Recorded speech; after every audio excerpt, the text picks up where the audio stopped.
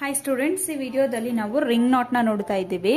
Total ನಾವು ಇವಾಗ embroidery stitches ಅಲ್ಲಿ, ನಾರ್ಮಲ್ ಎಂಬ್ರಾಯ್ಡ್ರಿ ಸ್ಟಿಚಸ್ ಅಲ್ಲಿ ಫ್ರೆಂಚ್ ನಾಟ್ ನೋಡಿದ್ವಿ, ಲಾಂಗ್ ಫ್ರೆಂಚ್ ನಾಟ್ ನೋಡಿದ್ವಿ, ಲೇಸಿ ಡೇಸಿ ಸ್ಟಿಚ್ ಆಯ್ತು. ನೆಕ್ಸ್ಟ್ ಇವಾಗ ರಿಂಗ್ ನಾಟ್. ಇದಿಷ್ಟು ಅಂತಲ್ಲ, ಫ್ರೆಂಚ್ ನಾಟ್ ಎಂಬ್ರಾಯ್ಡ್ರಿ ವರ್ಕ್ ಅಲ್ಲಿ, ನಾರ್ಮಲ್ ಹ್ಯಾಂಡ್ ಎಂಬ್ರಾಯ್ಡ್ರಿ ವರ್ಕ್ ಅಲ್ಲಿ ಇದಿಷ್ಟು ತುಂಬಾನೇ ಇಂಪಾರ್ಟೆಂಟ್. ಸೊ ಇದು ಕೂಡ ನಿಮಗೆ ಬ್ಲೌಸಸ್ಗಳಲ್ಲಿ ವರ್ಕ್ ಮಾಡಬೇಕಾದ್ರೆ ತುಂಬಾ ಯೂಸ್ ಆಗುತ್ತೆ. ಸೊ ಕ್ಲೀನಾಗಿ ನೋಡ್ಕೊಳ್ಳಿ. ಫಸ್ಟ್ ನಾನಿಲ್ಲಿ ನಾರ್ಮಲ್ ಫ್ರೆಂಚ್ ನಾಟ್ಗೆ ಹೇಗೆ ತಗೋತಾ ಇದೆ ಥ್ರೆಡ್ ಕೆಳಗಡೆಯಿಂದ ಹಾಗೆ ತಗೊಂಡು ಲೆಫ್ಟ್ ಹ್ಯಾಂಡ್ ಸೈಡಲ್ಲಿ ಥ್ರೆಡ್ ಇಟ್ಕೊಂಡಿದ್ದೀನಿ.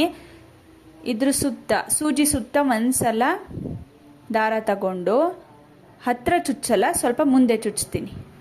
ಸ್ವಲ್ಪ ಮುಂದೆ ಚುಚ್ಚಿ ಈ ಲೆಫ್ಟ್ ಹ್ಯಾಂಡ್ ಸೈಡ್ ಹತ್ರ ಥ್ರೆಡ್ ಏನಿದೆ ಅದನ್ನ ಹಿಂಗೆ ಪ್ರೆಸ್ ಮಾಡಿ ಇಟ್ಕೋತೀನಿ. ಇಟ್ಕೊಂಡು ಕೆಳಗಡೆಯಿಂದ ಸೂಜಿನ ಈ ಥರ ಎಳಿತೀನಿ. ಸೊ ಇಲ್ಲಿ ಒಂದು ರಿಂಗ್ ಫಾರ್ಮ್ ಆಗುತ್ತೆ. ಇದನ್ನೇ ರಿಂಗ್ ನಾಟ್ ಅಂತ ಹೇಳ್ತೀವಿ. ಇನ್ನೊಂದ್ಸಲ ಹಾಕಿ ತೋರಿಸ್ತೀನಿ ನಾನು.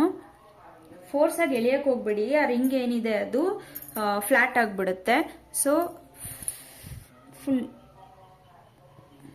ಫುಲ್ಲು ಸ್ಲೋ ಆಗಿ, ಲೆಫ್ಟ್ ಹ್ಯಾಂಡ್ ಸೈಡಲ್ಲಿ ಥ್ರೆಡ್ ಇಳ್ದಿರ್ತಿರಲ್ವಾ, ಫುಲ್ಲು ಸ್ಲೋ ಆಗಿನೇ ಎಳಿಬೇಕು. ಸೂಜಿ ಮೇಲೆ ಒಂದ್ಸಲ ದಾರ ಸುತ್ತಕೊಂಡೆ ಸ್ವಲ್ಪ ಮುಂದೆ ಚುಚ್ಚಿ ಈ ಥ್ರೆಡ್ ಏನಿದೆ, ಈ ಲೆಫ್ಟ್ ಹ್ಯಾಂಡ್ ಸೈಡಲ್ಲಿ ಥ್ರೆಡ್ ಏನಿದೆ ಅದನ್ನ ಬಿಗಿಯಾಗಿ ಬಟ್ಟೆ ಮೇಲೆ ಪ್ರೆಸ್ ಮಾಡಿ ಇಟ್ಕೊಂಡು ರೈಟ್ ಹ್ಯಾಂಡ್ ಸೈಡಿಂದ ಥ್ರೆಡ್ನ ಎಳೆದ್ಬಿಡ್ತೀನಿ.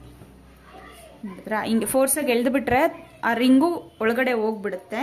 ಫೋರ್ಸಾಗಿ ಎಳಿಬೇಡಿ, ನಿಧಾನಕ್ಕೆ ಎಳೀರಿ.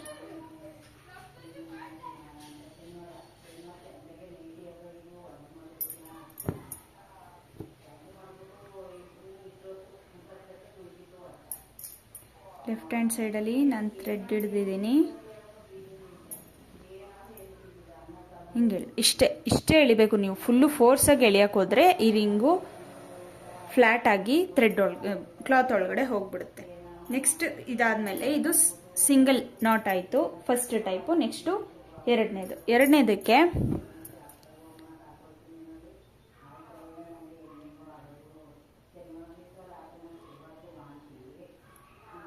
ಸೂಜಿ ಮೇಲೆ 2 ಸಲ ದಾರ ತಗೋಬೇಕು. 1 2 ಸಲ ದಾರ ತಗೊಂಡಾದ್ಮೇಲೆ ಸ್ವಲ್ಪ ದೂರನೇ ಚುಚ್ಚಿ ಲೆಫ್ಟ್ ಹ್ಯಾಂಡ್ ಸೈಡಲ್ಲಿ ಪ್ರೆಸ್ ಮಾಡಿ ಇಟ್ಕೋಬೇಕು. ದೂರನೇ ಚುಚ್ಚಬೇಕು.